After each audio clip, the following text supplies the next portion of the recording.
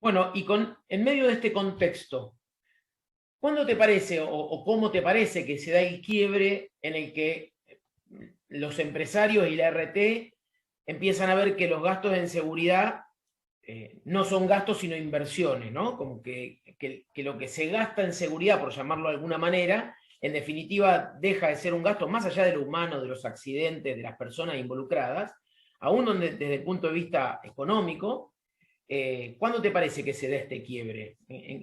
¿Hay algunos hechos que determinan que se dé este quiebre? Bueno, en principio yo no sé si es, si hay un quiebre, porque el quiebre es difícil. ¿O si es progresivo, decís vos? Claro, es un proceso que todavía se está transitando. Ajá, Sí, lo que ocurrió es que las ART funcionaron, las aseguradoras de riesgo funcionaron dentro del esquema que hablábamos antes, pero claro, la ley tenía, la ley de higiene y seguridad, en su artículo 39, y lamento no poder decírtelo textual de la ley, pero te voy a decir con mis palabras lo que decía. no es la idea de esta entrevista, despreocupate. La ley exceptuaba, con ese artículo 39, exceptuaba al empleador de toda responsabilidad civil. O sea, ¿cuál era la intención de este artículo? Era, eh, eh, digamos, de alguna manera darle un golpe a aquella famosa industria del juicio. Ujú. ¿Eh?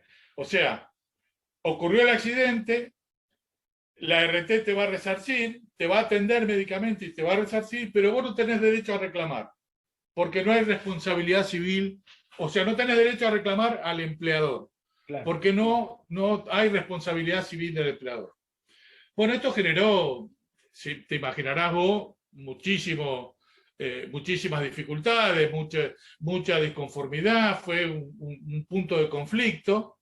Este, por supuesto, la gente que trabaja en el área legal, los abogados, entendían de que esto era inconstitucional. Claro, Este, Sin embargo, funcionó así durante mucho tiempo. sí.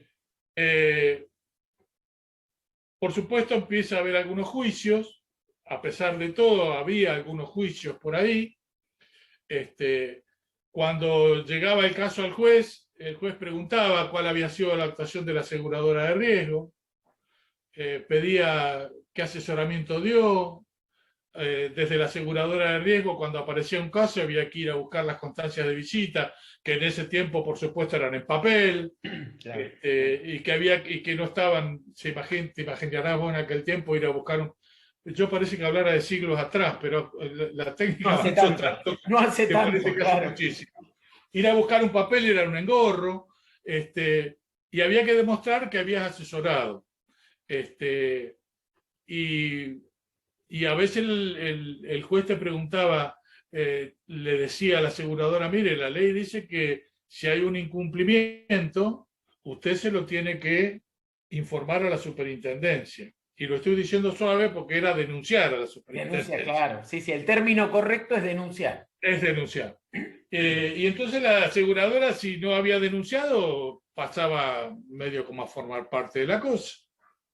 Y esto empezó a generar internamente, a cambiar aquella mentalidad que el cliente tiene razón. Bueno, acá hay que profundizar el tema del asesoramiento, hay que ser más claro. En ese periodo, bueno, estando dentro de esa situación, en 2004, la Suprema Corte de Justicia falla en un juicio que se hizo famoso por el nombre, por el apellido del trabajador, Aquino, que Aquino había sufrido un accidente laboral, había quedado parapléjico en la provincia de Buenos Aires, no muy lejos de Capital, no me acuerdo exactamente el lugar, pero bueno, el abogado de la zona, de una pequeña ciudad, siguió el juicio, o sea, hizo un juicio, porque el abogado entendía que se lo había resarcido nada más que en lo laboral, pero que en realidad aquí no se había accidentado porque el empleador no había tomado las medidas preventivas correspondientes. Bueno, él, digamos que él fue apelando las decisiones de los jueces, fue apelando la decisión a partir de lo que decía el artículo 39, la apelación llega a la Corte y la Corte, en 2004, falla a favor de Aquino. Lo que Y significaba dice que podía que, hacerle un juicio en lo civil. claro, digamos, la Corte dice de que el resarcimiento que había recibido Aquino no había sido integral, que había sido resarcido, y lo digo con mis palabras, yo de abogacía nada, pero lo digo con mis palabras, la Corte termina diciendo, miren, a Aquino el resarcimiento de Aquino corresponde a lo laboral. Es cierto que lo atendieron médicamente, es cierto que le están pagando, que le pagaron la indemnización, es cierto que le están pagando la incapacidad laboral permanente, todo es cierto, pero falta el resarcimiento civil. Y entonces, con esto la Corte Suprema abre la posibilidad de iniciarle un juicio al empleador. Entonces, aquello que había generado un problema en los 80 con la industria del juicio, de pronto otra vez la industria del juicio.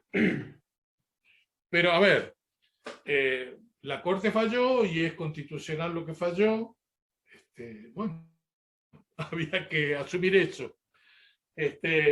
Así que esto hizo que las aseguradoras, por supuesto, empezaran a informar los incumplimientos. Hoy por hoy, cualquier empleador sabe que si la aseguradora hizo una visita a su establecimiento y le dejó alguna recomendación, él se va a enterar de esa recomendación, a pesar de que ya se lo dijo el asesor que fue, pero se va a enterar porque le va a llegar por ventanilla electrónica un texto que es muy feo.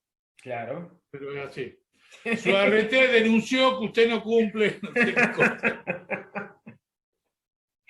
Yo me río porque como del otro lado del mostrador, yo como asesor de empresas, me toca muchas veces pararlos a los empresarios, a los empleadores, porque me llaman enloquecidos porque la RT los denunció.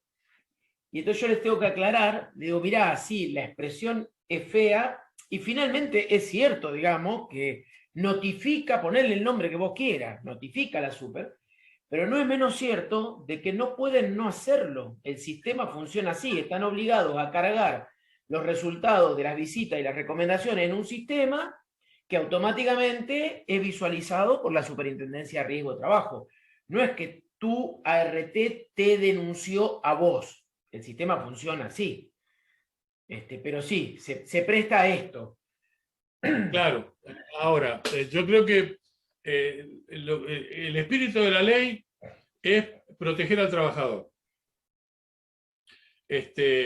Y la única forma de proteger al trabajador es tomando medidas en cuanto a la prevención de accidentes y enfermedades profesionales. No hay duda. No es la protección de acariciarlo y arroparlo, sino la protección de que el tipo no se enferme, no se accidente. Y para eso las cosas hay que hacerlas y de alguna manera tenemos que tener un registro de eso. Sí, claro. Y un seguimiento.